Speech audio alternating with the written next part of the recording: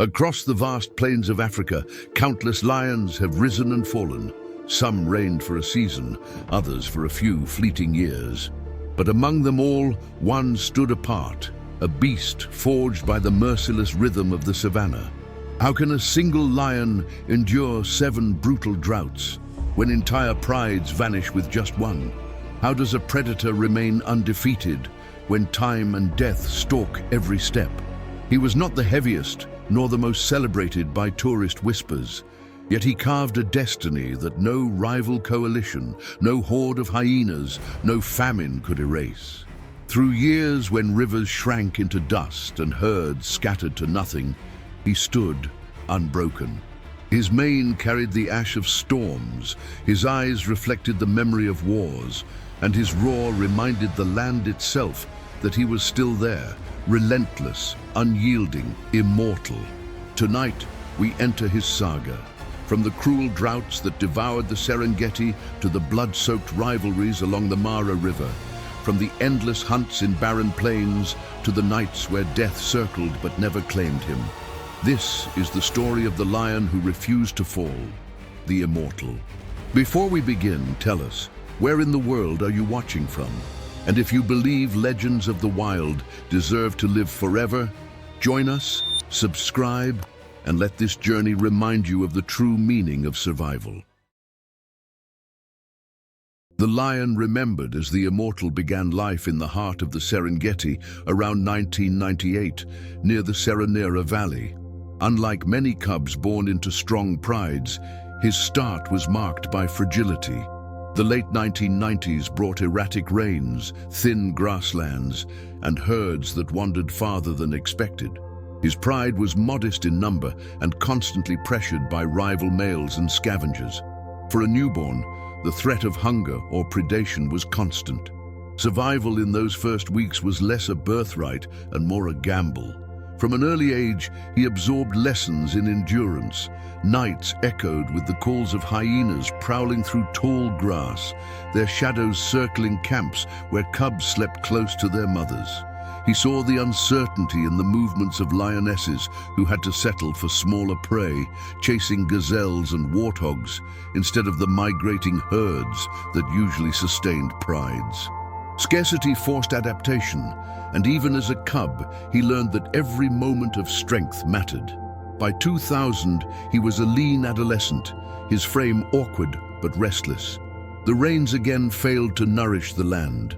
Wildebeests and zebras marched in broken lines toward distant pastures, leaving behind cracked soils and barren plains. Many cubs of his generation did not survive this period. Yet he adapted, stalking alone at night, ambushing hares, young antelope, even scavenging from vultures. For one so young, hunting independently was unnatural. But it became his way of life. Every kill carved him sharper, every failure tested his limits. The weakening of his pride deepened his transformation. As mothers struggled to find food and older males began to vanish, he was pushed to confront dangers before his time. Rangers patrolling Seronera during those years noted how unusually early some males began wandering alone, carrying fresh scars as if shaped by invisible battles. Among them was this cub, seen limping one day and roaring defiantly the next. The wilderness was chiseling him into something uncommon. By 2001, dispersal had begun. Around Moru Kopjes, he encountered nomadic males. These were not fleeting skirmishes, but drawn-out contests over survival. He was often younger, lighter, less imposing, yet he endured. Where others collapsed from exhaustion or gave way under pressure, he clung to life with relentless will. He lost ground in battles, but never surrendered his existence. His strategy was not to conquer, but to outlast. The Great Drought of 2002 pushed every predator to the edge. Pools dried into mud, hippos abandoned their channels, and vultures filled the skies. Lions across the Serengeti collapsed from starvation.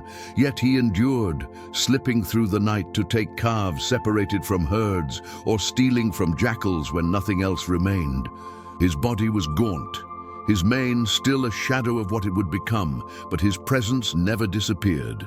Tourists, trackers and guides all remarked on his persistence. The lone lion who was always there, no matter how merciless the season became. By the end of that year, he had emerged from youth transformed. His body carried the first deep scars across his flank, and his mane thickened, dusty and uneven, but growing with the mark of age. He had already surpassed many of his kin who had fallen to hunger or rivals, not through dominance or sheer strength, but through a refusal to vanish. In those formative years, the Serengeti had tested him with famine, solitude and violence. He survived them all. These years forged the foundation of his legend, not as a conqueror yet, but as something rarer, a lion who refused to be erased, even when everything around him dissolved into dust. By 2003, the Serengeti entered one of its cruelest phases in decades. The seasonal rains failed almost entirely, leaving rivers as lifeless channels of dust and the once vast grasslands brittle and grey. Herds of wildebeest and zebra, usually the lifeblood of the ecosystem, bypassed the central plains in search of water. For predators, it meant famine, desperation, and death. For the young lion who had just begun to carve out his existence, it became the crucible that would define his legend. Still wandering without brothers to support him, he learned quickly that survival no longer came from strength alone, but from patience and ruthless efficiency. Nights stretched into long hunts where failure outweighed success. A single misstep in stalking could mean days without food. Many lions starved during this period, their bodies scattered along dry riverbeds, stripped by vultures. Yet he pressed on. His resilience was not seen in spectacular victories, but in the fact that each dawn still found him alive. It was during this drought that he perfected the art of ambush. With herds scattered and prey weakened, he targeted the frail and the young. Calves lagging behind their mothers, warthogs that lingered too long near the shrinking pools, or reedbucks that dared cross exposed clearings. These became his lifeline. He hunted tirelessly under the cover of night, conserving energy during the day when the sun turned the plains into burning fields of silence. Each successful kill was consumed entirely, leaving little behind for scavengers. Hyenas, swollen in numbers even during scarcity, became constant adversaries. They shadowed him relentlessly, drawn to the scent of blood. But while they often overwhelmed weaker lions, he fought with a calculated ferocity. He did not waste energy on long standoffs. Instead, he struck with bursts of violence, scattering them long enough to devour what he needed before retreating. Rangers in the area began to notice the unusual scars across his muzzle and flanks, evidence of battles that should have ended a young male's life. Yet he endured. By mid-2004, the drought reached its peak. Waterholes dried completely, and carcasses of buffalo and zebra littered the plains. Many prides fractured as mothers could no longer feed their cubs. Male coalitions collapsed when hunger eroded their strength. Still, this lion persisted. His survival came not from dominance, but from an unyielding rhythm. Fight, endure, adapt, and continue. Tourists who visited the central Serengeti at that time sometimes glimpsed him near Moru or along the remnants of the Seronera River. He appeared gaunt, his mane uneven and dusty, yet his eyes burned with a ferocity that seemed unbreakable.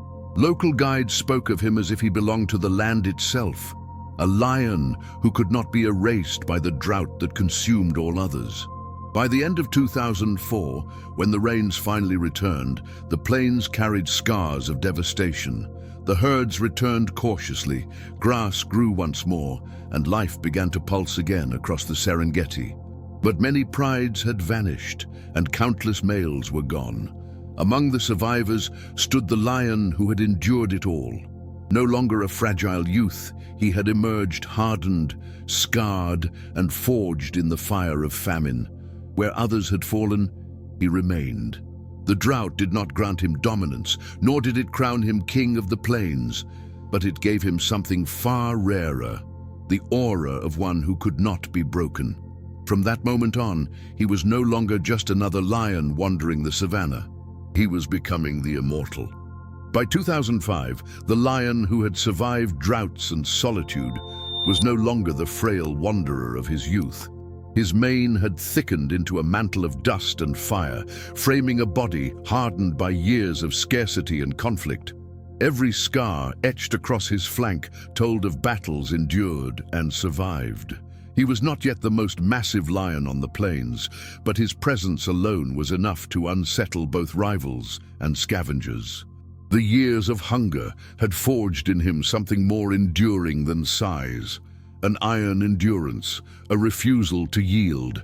His reputation among hyenas began to take shape during this period. By then, the clans had grown bold, thriving in the Serengeti's shifting cycles of abundance. They had harassed him since his earliest hunts, circling and snapping, waiting for weakness.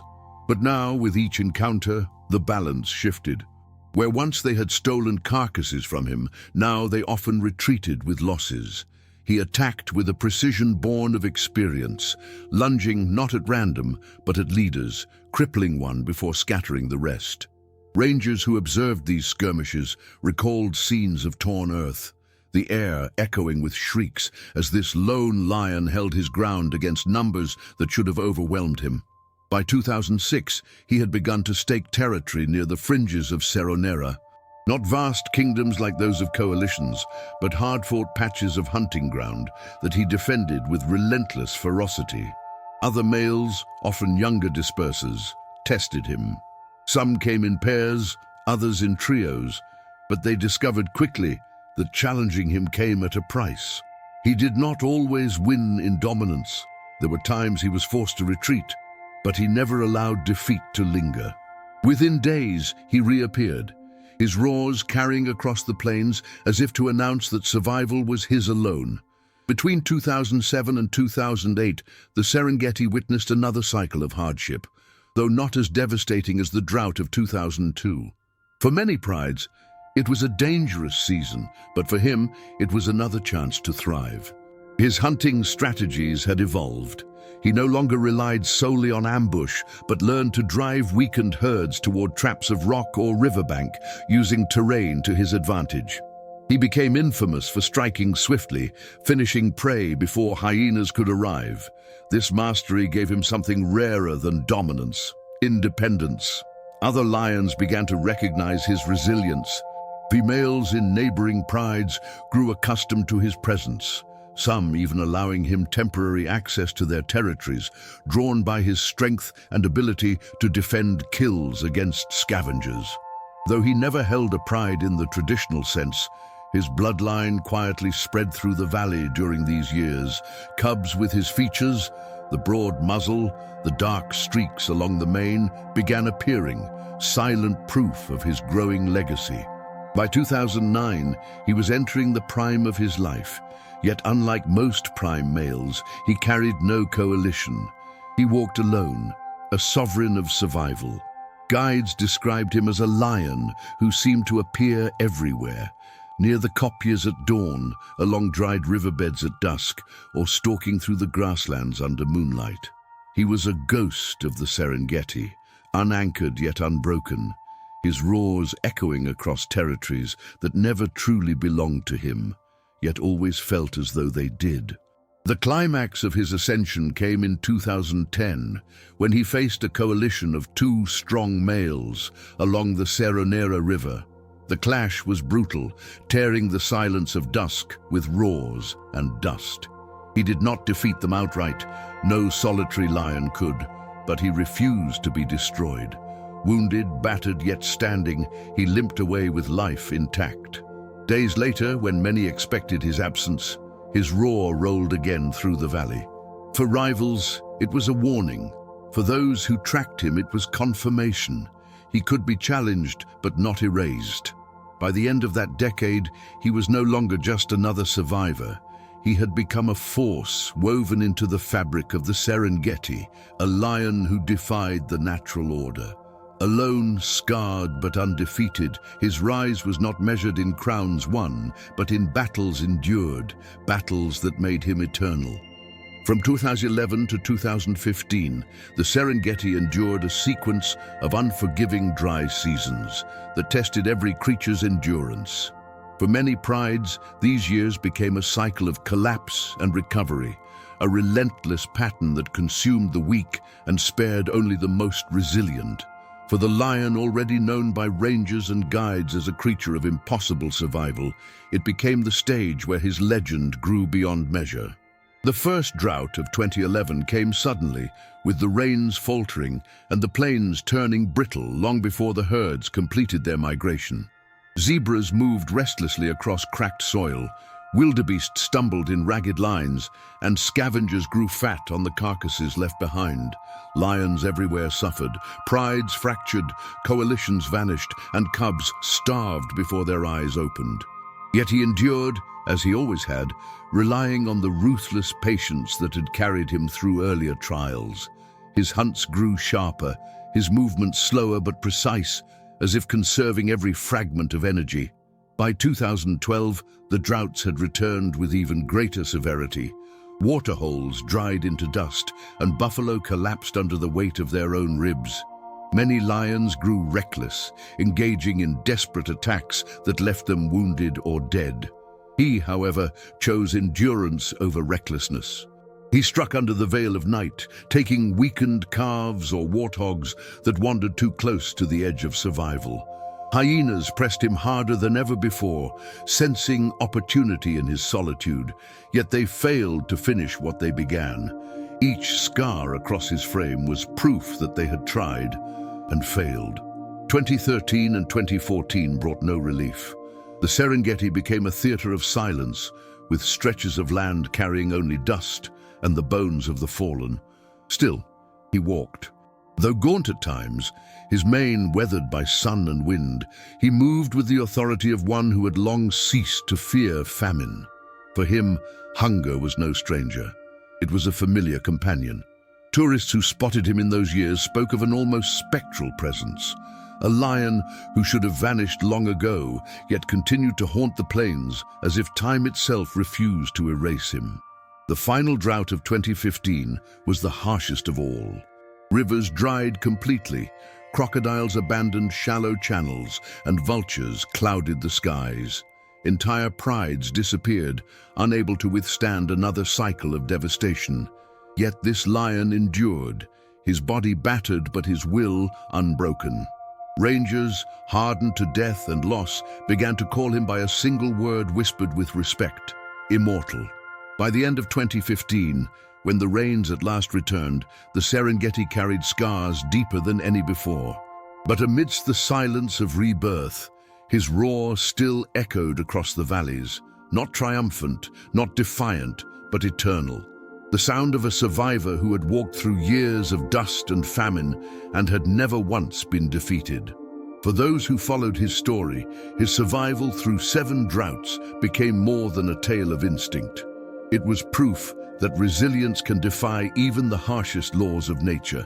And if you too believe that stories of endurance like this must continue to echo across time, join this journey, subscribe, and help keep alive the legend of the Immortal Lion. By 2016, the lion who had survived famine after famine entered a new phase of his existence. The Serengeti knew him not only as a survivor, but as a force that refused to vanish. His mane had darkened with age, his body carved by decades of scars, and his steps carried the deliberate weight of experience. Yet even as droughts receded, new trials emerged. Around the Mara River, lifeblood of the northern plains, rival coalitions rose, and with them came battles that would again test the immortal. Coalitions of 3 or 4 males dominated much of the Mara Basin during those years. Younger, full of muscle and ambition, they sought to expand their control across prides that clustered near the river's fertile edges. Alone, he stood at a disadvantage, but his legend was not built on dominance. It was forged in survival. When the coalitions pressed into his range, they expected to scatter him quickly. Instead, they met resistance unlike any they had faced. He fought with precision, striking at moments when terrain favored him, ambushing in tall reeds, luring rivals toward the mud of the riverbanks, and retreating only when the cost of battle outweighed its gain. One clash in 2017 became infamous among guides who witnessed it from a distance. Near a shallow bend in the Mara, a coalition of 3 cornered him against the bank. For hours, roars rolled across the valley, dust mixing with the stench of blood. Though he could not overpower them, he did what few solitary males ever managed. He endured the storm and escaped alive.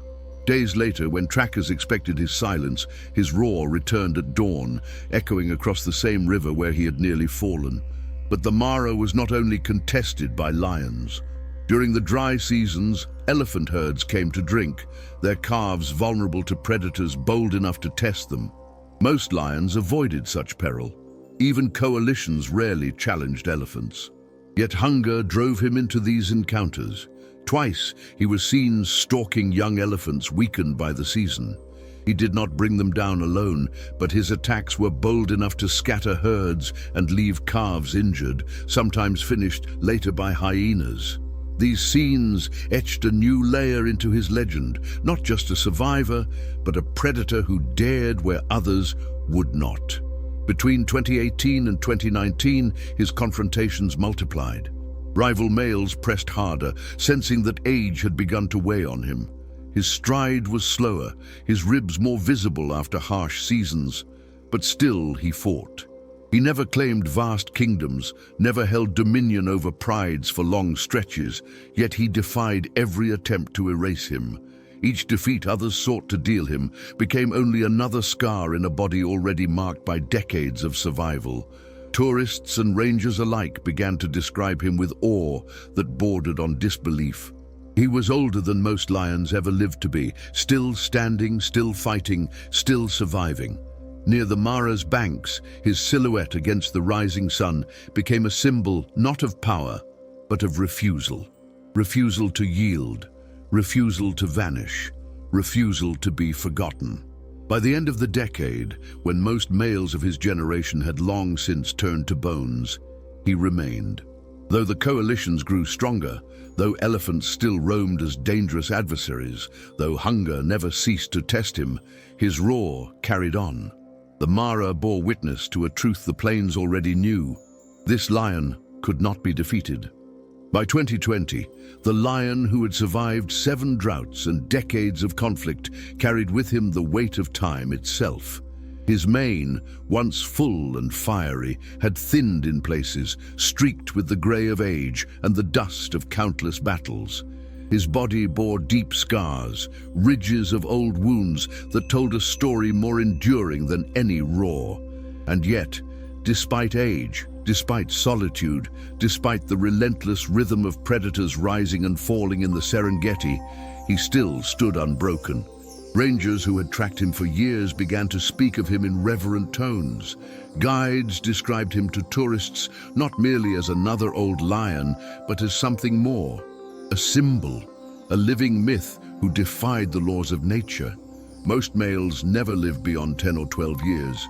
By then, their strength faded, their dominance lost to younger rivals. But by 2020, he had already surpassed that threshold. And still, he fought. Still, he endured. Still, he lived. The Serengeti had long since changed around him. Prides that once roamed near Moru and the Seronera Valley had collapsed and been replaced by others.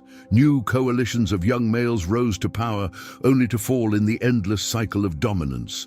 Through it all, the Immortal remained a constant. He did not hold prides for long stretches, but his shadow lingered over every stretch of ground he touched. Wherever his roar carried, rivals thought twice. Wherever his scent marked the earth, hyenas hesitated before advancing.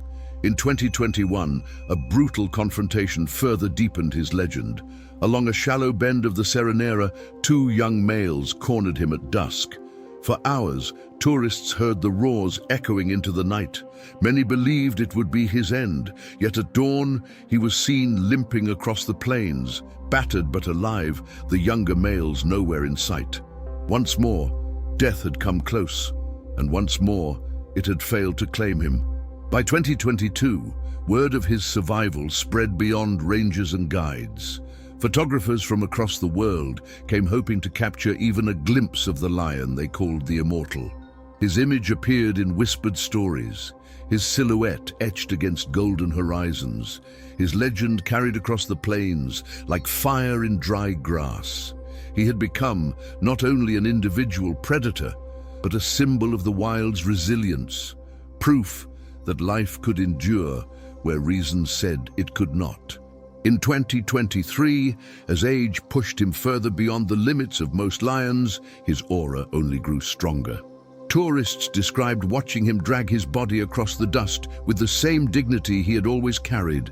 No longer the thunderous predator of his prime, he now walked as a monument, scarred, worn, but unbroken.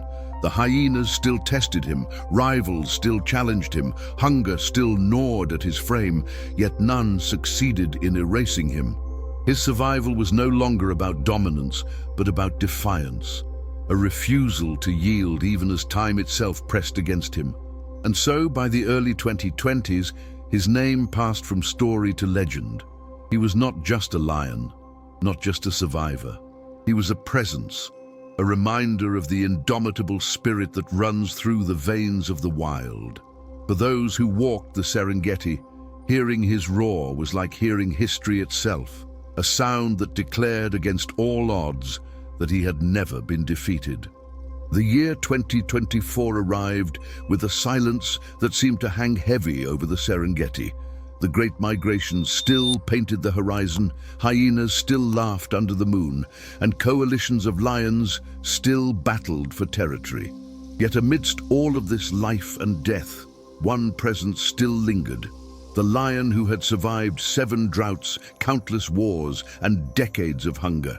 His mane was thinner, his steps slower, but the weight of his legend made him appear larger than any king who came before. Guides described him not as a lion, but as a shadow of history. To witness his silhouette against the dusk was to glimpse the memory of battles fought long ago. Every scar along his frame told a chapter: fights with rival males, hunts where prey was scarce, nights when hyenas surrounded him in their hundreds. His survival was a story written on his body, a living archive of resilience. By now, most lions of his generation had long since turned to dust, their roars replaced by the voices of younger rulers, yet he remained.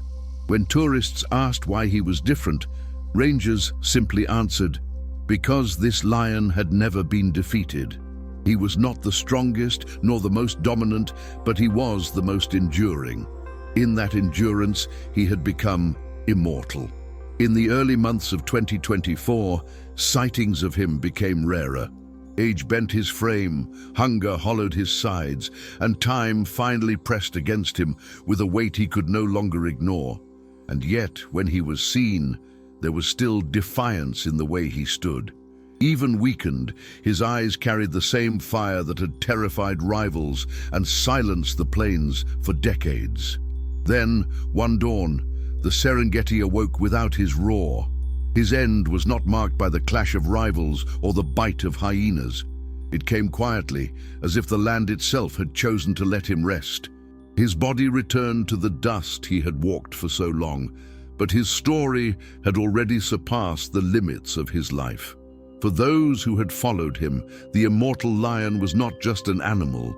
He was a reminder that survival is the greatest victory of all. Through famine, drought, and endless war, he had endured when reason said he could not. His roar may have faded, but his presence remained eternal, carried in every tale told about him. Today, his legend continues, not only in ranger whispers and tourist memories, but in the spirit of the savannah itself. Each time the winds sweep across the plains, each time lions clash under the moon, echoes of his endurance live on. He has become a symbol of resistance, of defiance, and of life that refuses to yield. Stories like his matter because they connect us to the raw truth of nature, that survival is never guaranteed, but those who endure carve their names into eternity. The immortal lion may no longer walk among the herds, but his shadow will forever haunt the horizon. Kiran's roar has faded, but his legacy lives on. If you'd like to keep these stories alive and support the channel, click Super Thank You below this video. Every contribution, whether $5, $20 or even $100, helps us bring these countless wars on the savannah to life with even greater power. Together, we can keep these legends alive. You are about to experience a supernatural change in your life. In the next 2 days, the heavens will open an unexpected door, and a sum of money may come into your hands as a divine answer. Thank you, and see you soon.